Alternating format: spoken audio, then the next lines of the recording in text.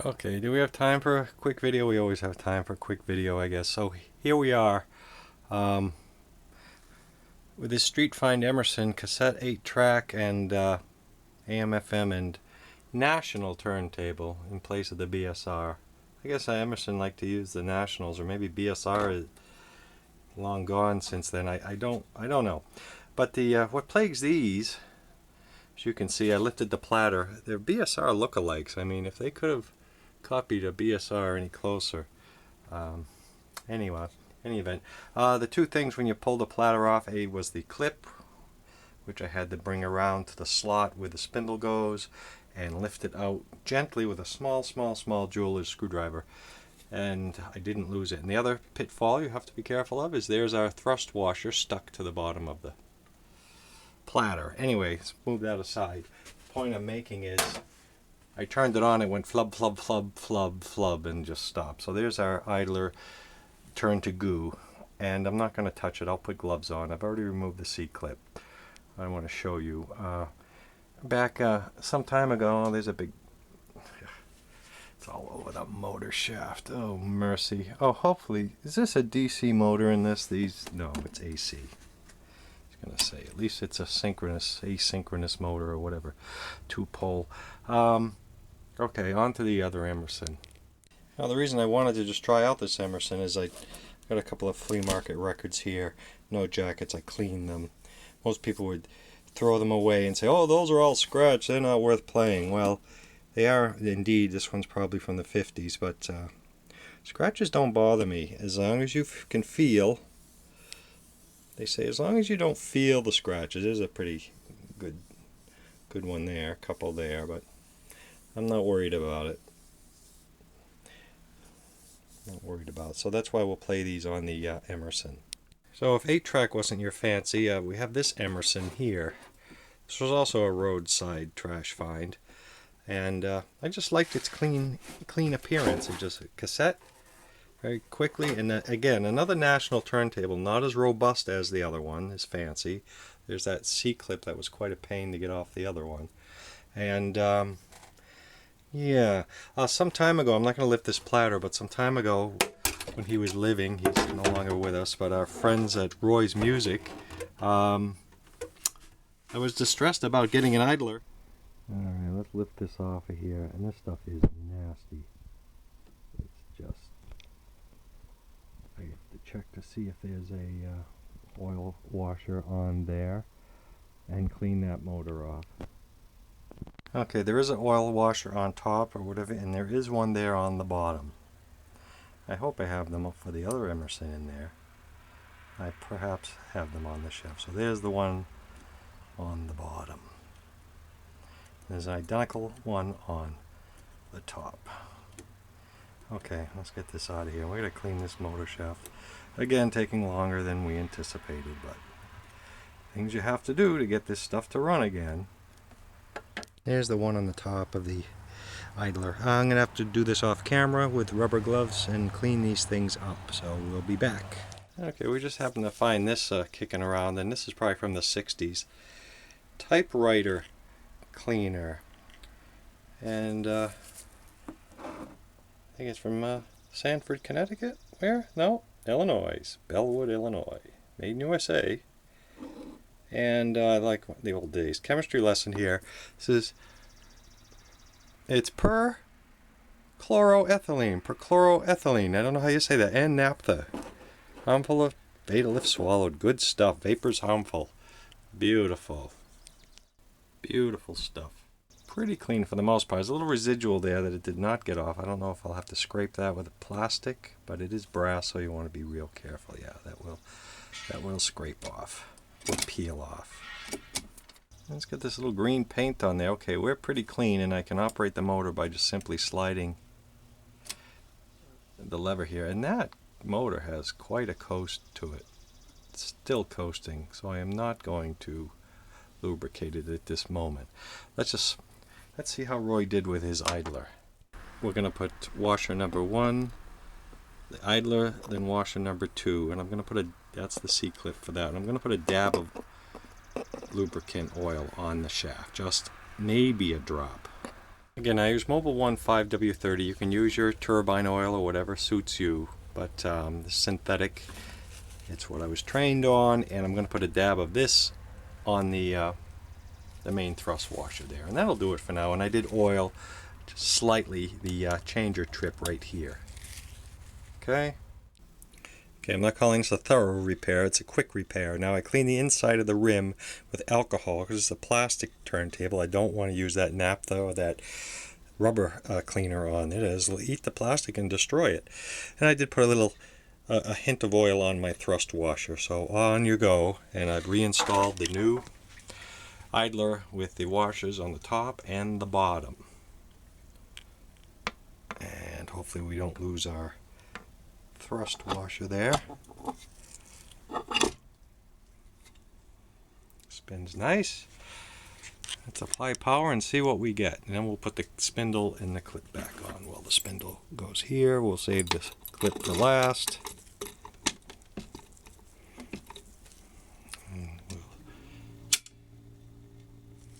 Pulls like a truck, as they say. Let's run it through a cycle here. And no stalling. Oh, this arm also does not go down all the way. Something in the back there. The set down is a little... I'll put a dab of oil on this set down here. This is a little gummy. Okay, I do have some set down action here. It's probably the grease from the thrust washer, but it goes down now. Okay? Again, it's probably underneath where the oil is, but that'll get us playing. Okay. The arm is down. Let's bring it over to a... it might be in cycle here. Yes, it is. Okay, down she goes. Okay, let's try it with a live record here, shall we? I believe the tip is good on this, as I've already tried it. I will look at it under the microscope, but it appears to be okay, and it does. We did the hand play it, so okay, here we go. Let's go with 33. Start. I just have a pair of headphones on, so I'm on 12-inch. Well, let's get on the rest here, and let's go give it a whirl.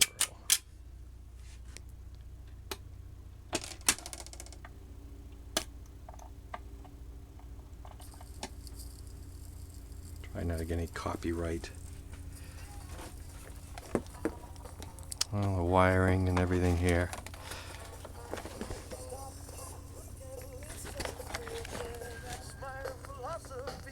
Okay. Get some focus here. Alright, let's try the trip. I haven't checked the gram weight of this stylus yet. Try and get in without tripping it.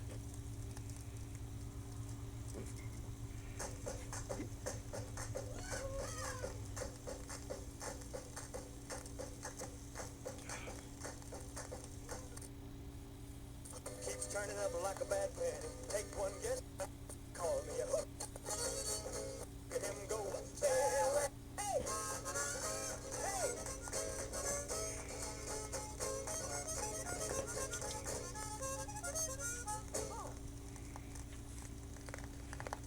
And we got our Rice Krispies snap, crackle, and pop. There we go.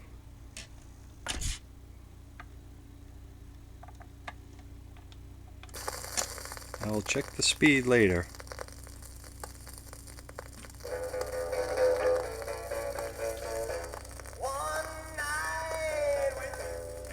I was told also on a note, you're not supposed to oil the shelf and the record shelf. That remains dry.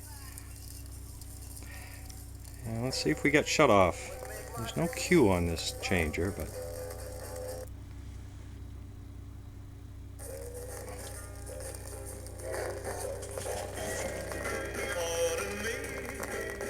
I don't care how scratched the records are.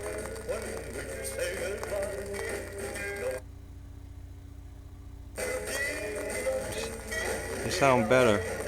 They have personality, like old socks.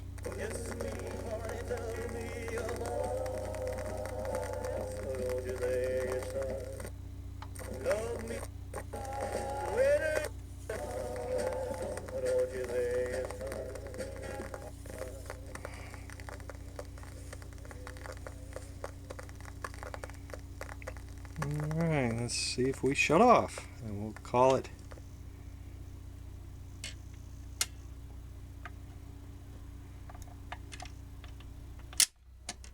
beautiful. And we got just about 3 grams on the weight there, 3.1. And this is up pretty high, mind you, for a 6 changer. The weight goes up the more record you play. So if anything, it's lower than 3 grams. I believe that's the formula, that it gets heavier as the weight goes up. And you have a stylus pressure adjust in the back of the tone arm. That's why these Panasonics were a favorite. The cartridge is good, and the weight is not bad for a changer.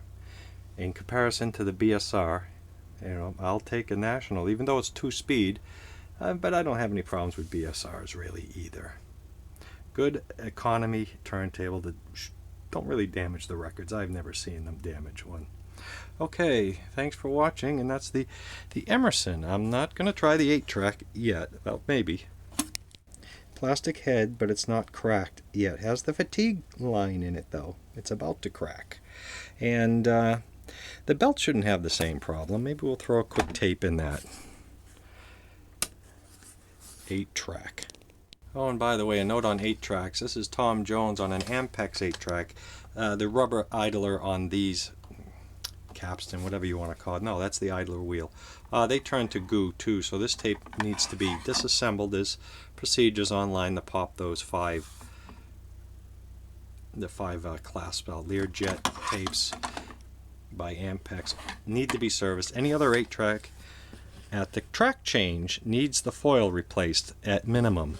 And one other thing, in the foam padding disintegrates, so this will need foam pads and foil. And the Ampex has the nice beryllium copper pads, so there's not the foam issue. The pads may fall off, but again, foil, and this needs a new 3/4 inch tubing refabricated for that, which is a whole process in itself. So let's just try the best of Merle here real quickly on 8-track. Just put it in to see if the motor functions.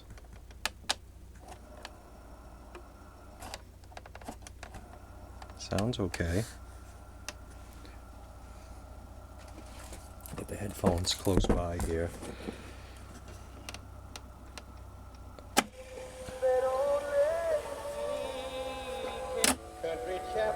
One light out. That's not the light. Oh. Oh. Must be careful here. That light's not out. That is the switch on the rotary switch on the 8-track itself.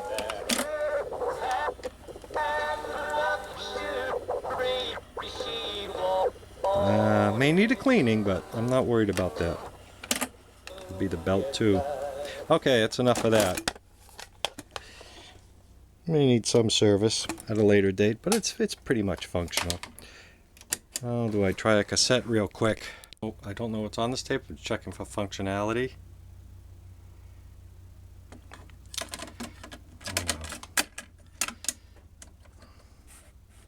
Try a little fast. Let's go to cassette. Fast forward a little bit. I have none. I have no fast forward. Rewind? No. Okay, so our tape. I don't hear any tape action there. Alright, well, our phonograph is functioning, and the 8-track somewhat, and we'll look at this at a later date. Okay, thanks for watching. The Emerson Quick Repair. Okay, last thing, I will try a 45, as this is a 2-speed changer. Let's put it on 45, and again, I'll strobe it at a later date. Have to put this on 7-inch. I think we're in pretty good shape here. Oh, and we have to be on phono.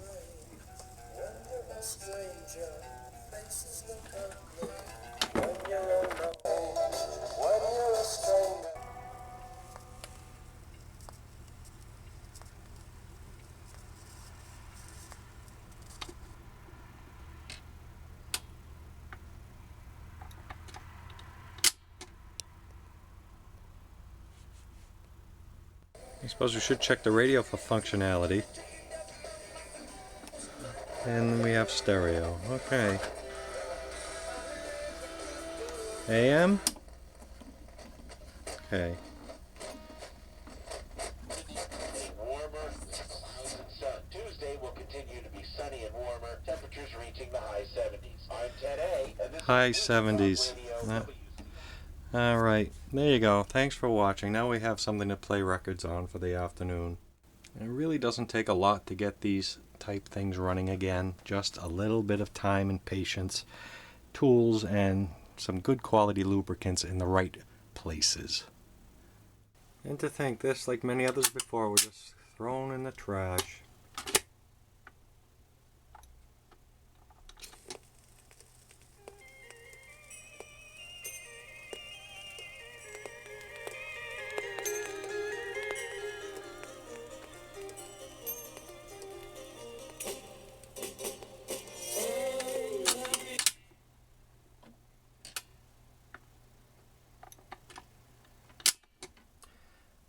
Roy must have had that measurement right, because that sounds like it's exactly on speed. As I said, we'll track it later.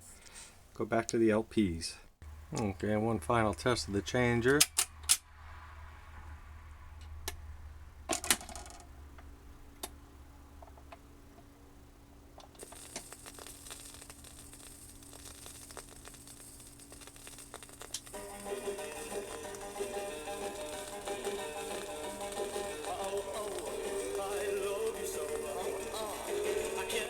I'm back on this one from 2001. I've removed the clip, and in my infinite wisdom here I noticed that I only have one washer here.